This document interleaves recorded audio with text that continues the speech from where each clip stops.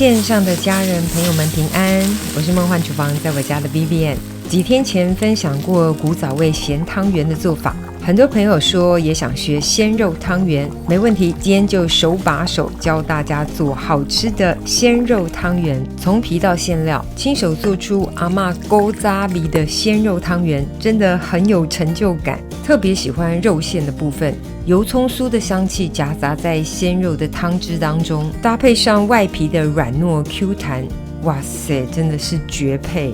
真的大推大家一定要做一下鲜肉汤圆，绝对不输芝麻汤圆、花生汤圆。不啰嗦，立马来准备所有材料的部分。所有材料配方就请大家自行荧幕截图，文字食谱的连结我也会放在资讯栏当中，点开资讯栏就可以看到咯。先来快速复习一下汤圆的面团，其实真的已经分享过很多遍了，详细版的教学大家可以参考一下近期的冰汤圆食谱。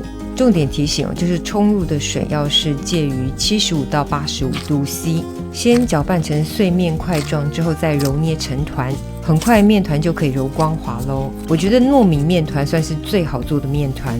接下来就是这个精髓肉馅的部分，3肥7瘦的绞肉我们取出，1大匙绞肉的部分我们要来爆香，算是把猪油给煸炒出来的概念。其实本来是这个绞肉肉馅呢要拌进去所有的调味料，但为了让调味料香气更好，我们要出锅炒香酱料，然后也不想额外再加油哦，就直接用绞肉内含的肥肉来煸出油脂，然后再把所有的调味料炒香。千万不要小看这个步骤哦，所有的酱料因为梅纳反应产生了香气，放凉之后呢再拌入肉馅当中，这个肉馅会变得非常香，非常好吃哦。其实很多的馅料都可以用这样的方式来做，但是如果你真的嫌麻烦的话呢，就不用做炒的动作，就直接把酱料拌入肉馅当中也是可以。料理真的很有趣，大家可以试试酱料炒过或是不炒两个的效果差异哦。我是觉得像这样炒过之后放凉再拌入肉馅当中真的会比较好吃。这里爱注意哦，就是一定要放凉以后再拌入哦。倒入所有酱汁之后呢，我们就把肉馅整个搅拌均匀，同个方向搅拌哦，就是想办法把它拌出粘性。如果觉得烧干，也可以加入些许的米酒。台式料理我特别喜欢白胡椒的香气，所以可以多加些白胡椒粉在肉馅当中。就搅拌到像影片这样子，外表产生毛茸茸的状态，这样就可以咯。取25克左右的小面团，用拇指塑成一个碗的形状。这个不管咸甜汤圆哦，都是相同的做法，就很像在做黏土一样。然后面团也是哦，不管是彩色面团还是白色面团，也都是一样的做法。放入适量的肉馅，基本上就是你的肉馅可以被你的面团包裹起来就可以了。因为我硬跟你说肉馅是多少量啊，有时候包不起来的朋友就会说包不起来，所以肉馅的量就是以你包得起来为原则。当然技术好的你就可以包很多馅咯。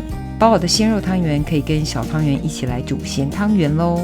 这个咸汤圆那集已经教过了，但是我们再复习一下，就先把鲜肉汤圆跟小汤圆给煮熟。煮熟之后呢，先泡凉水，然后再来炒汤底的配料，最后加入煮好的汤圆，组合在一起就是咸汤圆咯。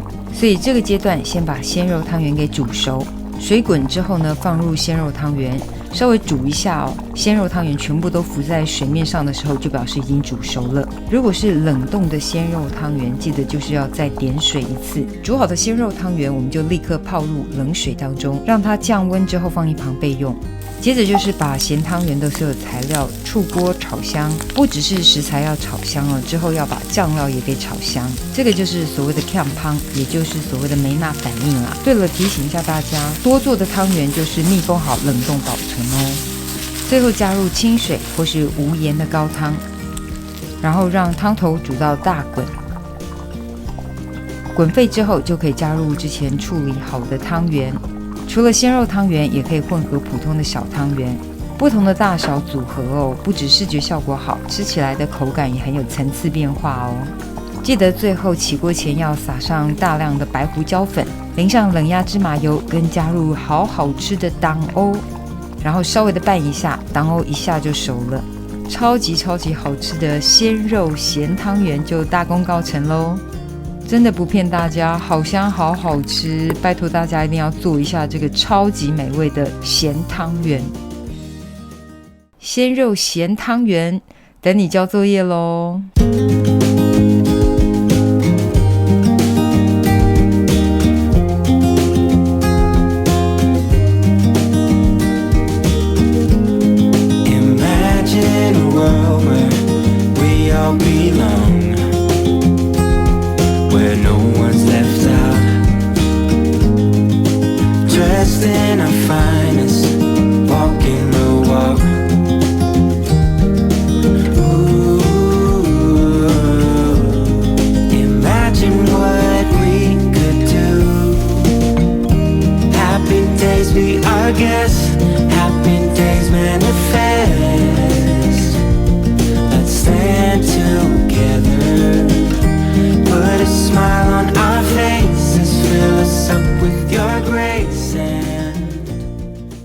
这就是今天的食谱分享，别忘了按赞、订阅、开启小铃铛，然后记得分享给亲朋好友，让他做给你吃。耶稣爱你，我也爱你，我们下次见，拜拜。No need to seek shelter, everyone's free, and the best they can be. Tall grass sing songs and trees play a symphony.